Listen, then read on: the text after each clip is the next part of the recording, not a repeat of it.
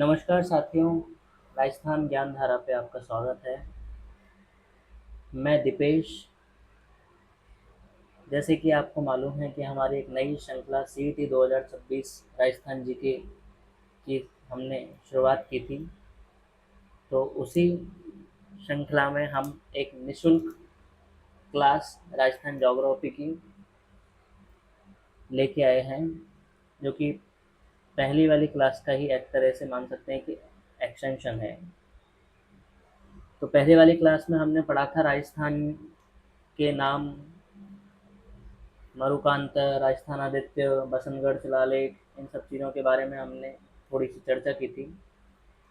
राजस्थान के नामकरण को लेके अलग अलग रामायण में वाल्मीकि जी ने किस नाम से पुकारा, ऋग्वेद में किस नाम से पुकारा गया है, ये सब चीज़ों पे हमने प्रीवियस वीडियो में चर्चा की। अगर किसी ने पहले वाली वीडियो नहीं देखी है तो मैं रिक्वेस्ट करूँगा कि पहले उस वीडियो को देखें और फिर इस वीडियो पे आएँ, सेकंड वीडियो पे, क्योंकि आप क्रम से सीखेंगे तो आपके लिए बेहतर रहेगा।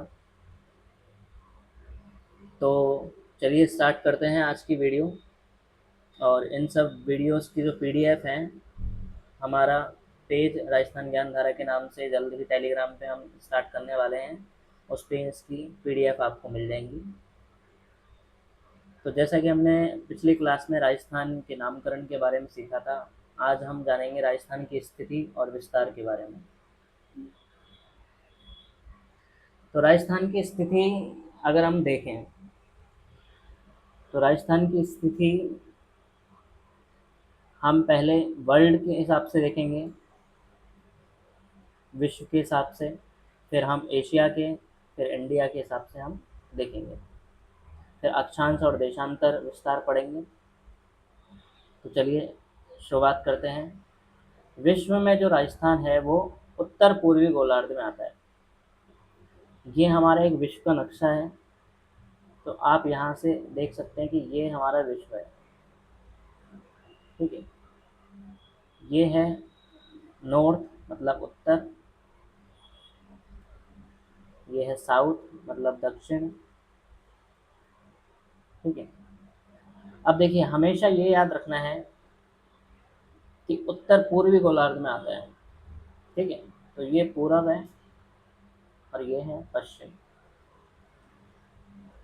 कई बच्चों को नॉर्थ, साउथ, ईस्ट, वेस्ट में प्रॉब्लम होती है। पूर्व को हम ईस्ट कहते हैं, वेस्ट हम कहते हैं पश्चिम। तो जैसे हम बात करते हैं इंडिया के रेफरेंस में कि पश्चिमी सभ्यता आई है, तो पश्चिम किधर पड़ा हमारा? अगर आप सीधे खड़े हैं तो आपके सर की तरफ आपका नॉर्थ पोल है, आपके पैरों की तरफ आपका साउथ पोल है, ठीक है। Got it. आपके दाएं हाथ की तरफ पूरब है और बाएं हाथ की तरफ पश्चिम है। तो ये बेसिक सी चीज़ है। मतलब हम ऐसे कह सकते हैं कि पश्चिमी सभ्यता, तो पश्चिम कहाँ पड़ा हमारे? राजस्थान की तरफ, या इधर जो अरबी अरब कंट्रीज़ हैं उस तरफ पश्चिम है, पूरब बांग्लादेश की तरफ। तो अगर हम देखें, देखिए ग्लोब ये है, हमने इसको डिवाइड किया तो ये हो गया उत्तर और ये हो गया पूर्व। तो राजस्थान की स्थिति यहाँ पे पड़ रही है, तो राजस्थान की स्थिति हो गई उत्तर पूर्व। इसको अगर हम देखें तो ईशान कोण में भी बता सकते हैं। तो आई थिंक क्लियर है। विश्व के सापेक्ष में राजस्थान की स्थिति उत्तर पूर्वी गोलार्ध। एशिया के सापेक्ष सापेक्ष में हम बात करेंगे अब। ये हमारा यहाँ पे एशिया सब कॉन्टिनेंट है, मान लीजिए ये एशिया है, ठीक है। एशिया के सापेक्ष में अगर हम बात करें तो दक्षिण में है, और दक्षिण में भी किधर है? दक्षिण पश्चिम में, इस दिशा में। देखिए दिशा देखिए क्या है, दक्षिण पश्चिम, ये वाली, जिसको हम नैऋत्य कोण भी बोलते हैं। तो दक्षिण पश्चिम दिशा में एशिया के सापेक्ष में राजस्थान की स्थिति है, ठीक है।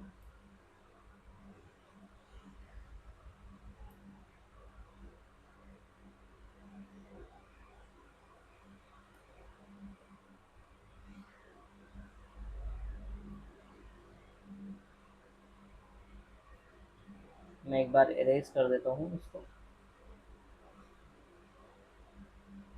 ठीक है। एक बार फिर से समझा देता हूँ मैं। क्योंकि कुछ साथी हमारे नए हैं।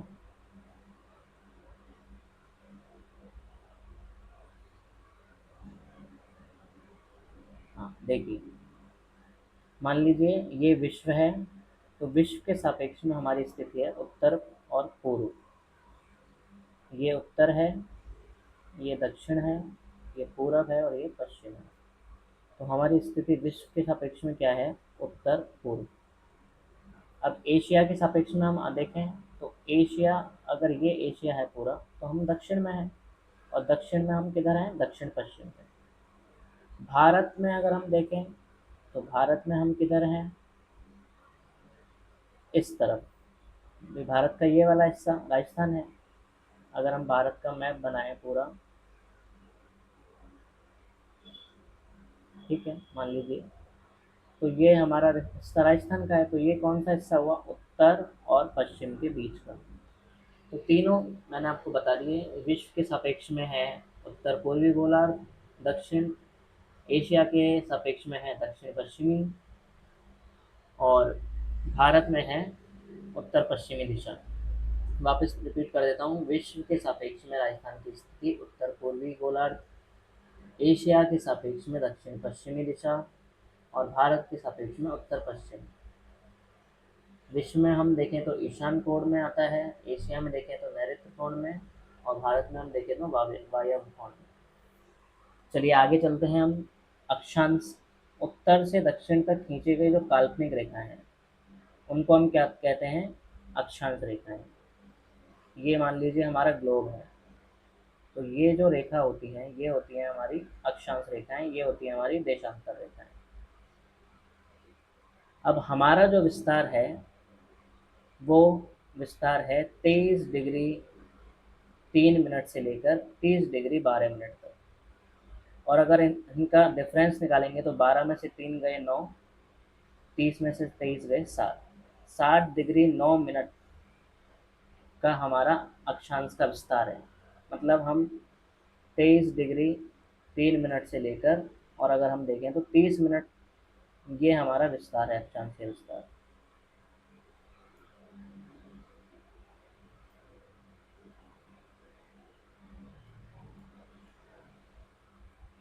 ठीक है, आगे चलते हैं हम। कर्क रेखा जो है वो हमारे राजस्थान से होकर निकलती है, क्योंकि कर्क रेखा 23.30 मतलब 23.5 डिग्री, अगर हम इसको ऐसे भी कह सकते हैं, 23.5 डिग्री होती है। तो ये बांसवाड़ा डूंगरपुर से होकर निकलती है। ये थोड़ा सा मिसप्रिंट है, इसको ना पढ़ें। बांसवाड़ा और डूंगरपुर दो जिलों से होकर निकलती है। देशांतर अगर हम देखें तो पूर्व से पश्चिम तक खींची गई रेखाएं, मैंने अभी बताया जैसे कि ये वाली रेखाएं। देशांतर जो विस्तार है वो 69 डिग्री 30 मिनट से लेकर 78 डिग्री 17 मिनट तक है। इनका डिफरेंस भी कभी पूछ लिया जाता है एग्जाम में, तो डिफरेंस भी याद रखेंगे। 8 डिग्री 47 मिनट का हमारा देशांतर में डिफरेंस है। साढ़े बाई पूर्वी देशांतर, साढ़े 82.30, 82 डिग्री 30 मिनट पूर्वी देशांतर हमारा IST, इंडियन स्टैंडर्ड टाइम की एक रेखा है। ठीक है। अब कई बार समय की भी गणना करवा ली जाती है कि मान लीजिए धौलपुर में अगर सूरज निकला है, तो जैसलमेर में सूरज निकलने में कितना टाइम लगेगा, तो हमारे देशांतर के बीच में कितना डिफरेंस है। सबसे पहले हमारे यहाँ धौलपुर में निकलता है, सबसे पूर्वी जिला धौलपुर है, और जैसलमेर में छिपता है। तो इसका डिफरेंस है 8 डिग्री 47 मिनट। तो इसको हमने एक देशांतर जब हम चलते हैं, जैसे मान लीजिए ये देशांतर है, एक देशांतर जब हम चलते हैं तो 4 मिनट का डिफरेंस होता है। तो इसको 4 से मल्टीप्लाई करने पर आता है 35 मिनट 8 सेकेंड, तो लगभग 35 मिनट। तो ये क्वेश्चन भी राजस्थान जीके में पूछा जाता है कि राजस्थान का पूर्वी और पश्चिमी देशांतर के बीच, या ऐसे भी पूछ लेते हैं कि धौलपुर से जैसलमेर अगर आप जा रहे हैं तो समय में कितने मिनट या कितने सेकंड का फ़र्क आ जाता है। ठीक है, आगे हम बढ़ेंगे। राजस्थान की मानक रेखा, राजस्थान से सीधे कोई भी मानक रेखा नहीं गुजरती है, लेकिन उधर उत्तर प्रदेश के मिर्ज़ापुर से होकर जो राज रेखा गुजरती है वही पूरे भारत के लिए एक स्टैंडर्ड टाइमलाइन है। ठीक है, चलिए अब हम आगे बढ़ते हैं।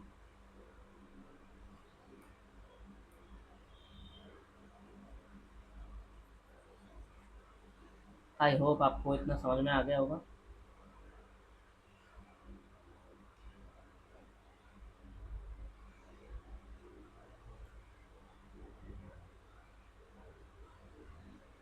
अब हम देखते हैं राजस्थान की उत्तर से दक्षिण की लंबाई।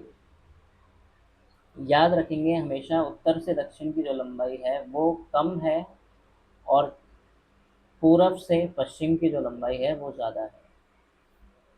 दोनों में 8 है, 6 है, बस 2 और 9 का फ़र्क है, तो 826 और 869। इनका कभी कभी अंतर भी पूछ लिया जाता है, जो कि है 43 किलोमीटर। अच्छा, इसके साथ साथ मैं एक चीज़ और बता देता हूँ आपको। कई बार विकर्ण भी पूछ लिया जाता है, क्योंकि अब परीक्षा का स्तर बढ़ता जा रहा है। तो दो विकर्ण राजस्थान के हैं। ये वाला जो विकर्ण है इसकी लंबाई है 784 किलोमीटर, और एक विकर्ण है उसकी लंबाई है 850 मीटर। तो ये हो गया अपना उत्तर पूर्व से दक्षिण, सॉरी उत्तर पश्चिम से दक्षिण पूर्व, और ये हो गया उत्तर पूर्व से दक्षिण पश्चिम। तो ये याद रखना है आपको, विकर्ण्स की लंबाई भी परीक्षा की दृष्टि से इम्पोर्टेंट है, क्योंकि जैसे जैसे लेवल बढ़ता जा रहा है तो हमें भी उस हिसाब से हमारा लेवल बढ़ाना पड़ेगा।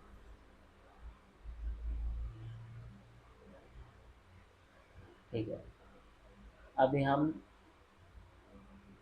एक बार विस्तार में एक एक चीज़ को पढ़ेंगे।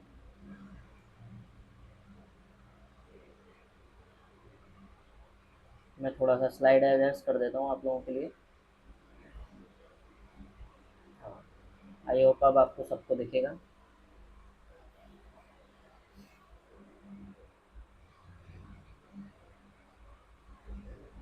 देखिए, राजस्थान की स्थिति हमने पढ़ ली। सबसे पहले दक्षिण पश्चिम दिशा नैऋत्य कोण में है। एशिया में हमारी स्थिति दक्षिण पश्चिम में है। राजस्थान का विस्तार अगर हम देखें तो 23 डिग्री से लेकर 30.12 उत्तरी अक्षांश, और 69 अच्छा, ये ज़रूर ध्यान रखिएगा कि उत्तरी अक्षांश है। हमारी जो राजस्थान की स्थिति है वो उत्तरी अक्षांश में है। ठीक है, और पूर्वी देशांतर, देशांतर अगर चलेगा तो वो पूर्वी चलेगा, अक्षांश चलेगा तो वो उत्तर में चलेगा। तो 69.30 से लेकर 78.17 पूर्वी देशांतर के बीच है। अंतर हमने पढ़ा था 7.9 डिग्री अक्षांश के बीच। देशांतर के बीच हमने अंतर पढ़ा था 8 डिग्री 47 मिनट का। और अगर हमसे क्वेश्चन पूछा जाए धौलपुर से जैसलमेर तक की, तो कितना आएगा आंसर? 35 मिनट 8 सेकेंड का समय लगेगा धौलपुर से जैसलमेर तक सूर्य को प्रकाश के पहुंचने में। एक तरह से हम ये कह सकते हैं कि ये टाइम डिफरेंस है। राजस्थान की मध्यवर्ती अक्षांश रेखा कौन सी है? 27 डिग्री उत्तरी अक्षांश रेखा। ये प्रश्न परीक्षा की दृष्टि से बहुत इंपॉर्टेंट है। मध्यवर्ती अक्षांश रेखा ये किस किस जिले से निकलती है? जैसलमेर, फलौदी, नागौर, रीडवाना, कुचामन, जयपुर, दौसा, भरतपुर से ये मध्यवर्ती अक्षांश रेखा 27 डिग्री रेखा जो है ये गुजरती है। जयपुर शहर के नज़दीक से गुजरने वाली रेखा भी 27 डिग्री ही है। तो ये क्वेश्चन भी आपके एग्जाम में पूछा जा सकता है। ठीक है, अब आ जाते हैं राजस्थान के मध्यवर्ती देशांतर। मध्यवर्ती देशांतर जो है वो है 74 डिग्री। कितनी है? 74। और मध्यवर्ती अक्षांश कौन सी है? 27। देशांतर जो है वो निकलती है गंगानगर, हनुमानगढ़, बीकानेर, चूरू, नागौर, ब्यावर और राजसमंद। प्रथम मध्याह्न रेखा ग्रीनविच रेखा की पूर्व की ओर जाने पर प्रत्येक 1 डिग्री देशांतर पर 4 मिनट तथा प्रत्येक 15 डिग्री देशांतर पर 1 मिनट की वृद्धि हो जाती है, जबकि किसी भी देशांतर रेखा से पश्चिम की ओर जाने पर समय में कमी होती है। तो अभी यहाँ समझने वाली बात यह है कि अगर हम पूर्व की ओर जाते हैं तो समय में वृद्धि होती है, पश्चिम की ओर जाते हैं तो समय में कमी होती है। उदाहरण के लिए 0 डिग्री देशांतर पर 10 बज रहे हैं मान लीजिए, तो 15 डिग्री पर क्या बजेंगे, 11 बजेंगे। ठीक है। एक देशांतर करने पर 4 मिनट का समय लगता है, ये मैं पहले भी समझा चुका हूँ, तो वही कैलकुलेशन हमने यहाँ पे भी दे दी है। इसको आप पढ़ लेंगे कि राजस्थान का जो देशांतरीय विस्तार है वो 8 डिग्री 47 मिनट है, तो हमें इसलिए 35 मिनट का समय लगता है। समय का जो अंतराल है वो 35 मिनट का रहता है। राजस्थान के सबसे पूर्वी स्थान के सूर्योदय और राजस्थान के सबसे बाद के स्थान में सूर्योदय का लगभग अंतर कितना रहता है, 35 मिनट का। अगर धौलपुर में मान लीजिए 7 बजे सूर्योदय होता है, तो जोधपुर में, सॉरी जैसलमेर में 7 बज के 35 मिनट पर सूर्योदय होगा लगभग। सूर्यास्त और सूर्योदय सबसे पहले कहाँ पे होता है, धौलपुर में, और सबसे बाद जैसलमेर में। धौलपुर के सिलावट गांव और जैसलमेर के कटरा में। ठीक है।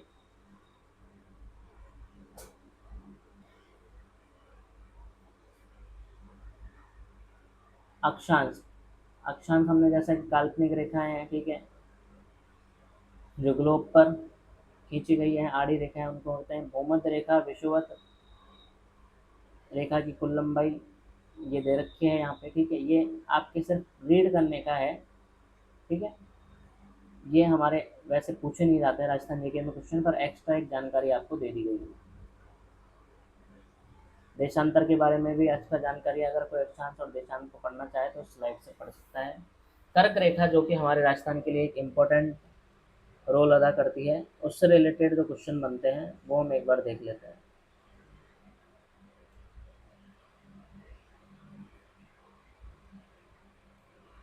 राजस्थान का अधिकांश भाग कर्क रेखा के उत्तर में स्थित है। कर्क रेखा को राउस्मान में सर्वप्रथम लगभग 26 किलोमीटर राजस्थान के 2 जिलों से गुजरती है। कर्क रेखा बांसवाड़ा जिले के मध्य में कुशलगढ़ तहसील से होकर गुजरती है। अब ये क्वेश्चन एज इट इज पूछा जाता है कि बांसवाड़ा की किस तहसील से होकर गुजरती है, कुशलगढ़ से होकर गुजरती है। कर्क रेखा के सब सर्वाधिक नज़दीक अगर शहर मांगे तो जहाँ से गुजरती है वही नज़दीक होगा, कुशलगढ़ बांसवाड़ा। सर्वाधिक निकट जिला देखें तो बांसवाड़ा। सबसे दूर शहर अगर देखें तो कर्क रेखा पड़ती है नीचे ही नीचे, और सबसे दूर कौन सा होगा, गंगानगर। तो ये कुछ हमको लॉजिक भी लगाने होते हैं पेपर में क्वेश्चन देख के, तो इसलिए मेरी आपसे रिक्वेस्ट है कि राजस्थान का मैप आप सब ले लें और उसको कम से कम 10 या 15 बार भरें ताकि आपको जिलों की स्थिति क्लियर हो जाए। ग्रीष्म संक्रांति जो पड़ती है, कर्क संक्रांति रेखांति बोलते हैं, 21 जून को पड़ती है, और जिस पर सूर्य सीधा चमकता है और सबसे बड़ा दिन भी होता है। सूर्य की किरणों का सर्वाधिक सीधापन कौन से जिले में होता है, बांसवाड़ा में। सर्वाधिक तिरछापन गंगानगर में। राजस्थान में सूर्य की किरणें तिरछापन का आरोही क्रम अगर देखें दक्षिण से उत्तर की ओर, उदाहरण के लिए बांसवाड़ा से गंगानगर की ओर जाने पर सूर्य की किरणों का तिरछापन बढ़ता जाता है। ऑब्वियसली सी बात है, देखिए ये अगर बांसवाड़ा है, यहाँ सूर्य की किरणें सीधी पड़ रही हैं, तो जैसे जैसे आप इधर जाएंगे तो किरणें तिरछी होती जाएंगी। तो ये चीज़ें थोड़ा सा ट्रिकी क्वेश्चंस होते हैं। थोड़ा सा अगर आप मैप एक बार फिल कर लेंगे तो आपको जिलों की स्थिति पता चल जाएगी, तो आप इस तरह के क्वेश्चंस का आंसर इजीली दे सकते हैं। राजस्थान में सूर्य किरणों का सीधापन आरोही क्रम उत्तर से दक्षिण की ओर, उदाहरण के लिए गंगानगर की ओर जाने पर सूर्य किरण सीधापन बढ़ता जाता है। माही नदी कर्क रेखा को 2 बार काटती है। ऐसी कौन सी नदी है जो कर्क रेखा को 2 बार काटती है, माही नदी। ये क्वेश्चन भी पूछा जाता है, तो ये भी एग्जाम की दृष्टि से महत्वपूर्ण है। भूमध्य रेखा से सूर्य की ओर जाने पर किरणों का तिरछापन बढ़ता जाता है और तापमान कम होता है। अब देखिए भूमध्य रेखा क्या है, ये है 0 डिग्री, यहाँ पे है 23.5, सॉरी मैं एक बार वापस एडजस्ट कर देता हूँ।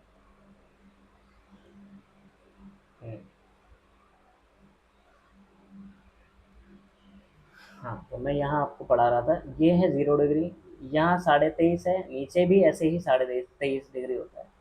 ये कर्क रेखा है, ये मकर रेखा।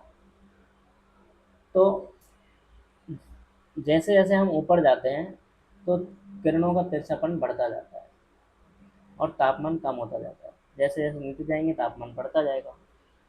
नेक्स्ट हम देखते हैं 23 डिग्री 30 मिनट उत्तरी अक्षांश रेखा को कर्क रेखा कहते हैं, ये हमें पता ही है। ये पृथ्वी की उत्तरी अक्षांश रेखा है जिस पर सूर्य दोपहर के बाद लंबा चमकता है। 21 जून को सीधा चमकता है। 21 जून को राजस्थान में सबसे लंबा दिन और सबसे छोटी रात होती है। ये क्वेश्चन भी राजस्थान जीके के लिए बहुत इंपॉर्टेंट है। 21 जून को दोपहर में परछाई नहीं बनती है, इसलिए इसे नो शैडो जोन कहा जाता है। और ये क्वेश्चन एज इट इज पूछा भी गया है कि नो शैडो जोन किसको कहा जाता है। ठीक है, आगे देखते हैं कर्क रेखा क्यों कर्क है। क्योंकि जून क्रांति के समय सूर्य की स्थिति कर्क राशि में होती है। जून क्रांति में सूर्य की जो स्थिति है वो कर्क राशि में होती है, इसलिए हम इसको क्या बोलते हैं, कर्क रेखा बोलते हैं। 21 जून को क्या होता है, देखिए एक तो हम अंतर्राष्ट्रीय योग दिवस मनाते हैं और एक चीज़ और है कि अंतर्राष्ट्रीय संगीत दिवस या वर्ल्ड म्यूजिक डे भी 21 जून को मनाया जाता है, तो ये भी आप ध्यान में रखेंगे। 2025 में 11वां अंतर्राष्ट्रीय योग दिवस मनाया गया, जबकि अब हम अगर 2026 के सापेक्ष में माने तो 12वां मनाया गया। 2025 की थीम थी योग for one earth one health, और 2026 की थीम आप मुझे कमेंट में बताएंगे कि क्या थी। कर्क रेखा भारत के 8 राज्यों गुजरात, राजस्थान, मध्य प्रदेश, छत्तीसगढ़, झारखंड, पश्चिम बंगाल और मिजोरम से गुजरती है। तो इसको देखिए आप, गुजरात सबसे पहले आ रहा है, फिर राजस्थान, फिर मध्य प्रदेश, छत्तीसगढ़, झारखंड और पश्चिम बंगाल। इसको अगर आप भारत के मैप के हिसाब से देखेंगे तो आपको बहुत जल्दी याद होगा। सबसे पहले गुजरात आता है, फिर राजस्थान आता है, फिर मध्य प्रदेश, फिर छत्तीसगढ़, फिर झारखंड और फिर पश्चिम बंगाल। तो 6 राज्यों 8 राज्यों से ही गुजरती है।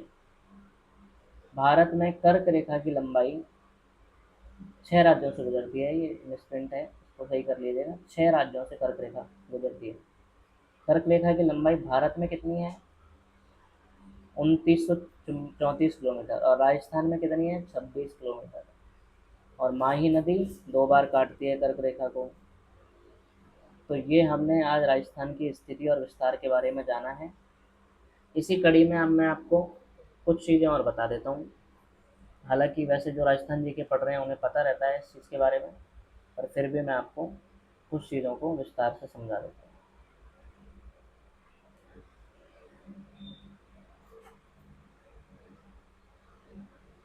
देखिए, ये हमारा राजस्थान है मान लीजिए। तो यहाँ पे एक गांव पड़ता है सिलावट, धौलपुर में। और इधर कौन सा गांव पड़ता है, कोणा गांव। तो सिलावट से लेकर कोणा गांव ये धौलपुर में पड़ता है। ये पड़ता है सम सम पड़ता है, सम तहसील पड़ती है जैसलमेर में। इधर बोरकुंडा, ठीक है, और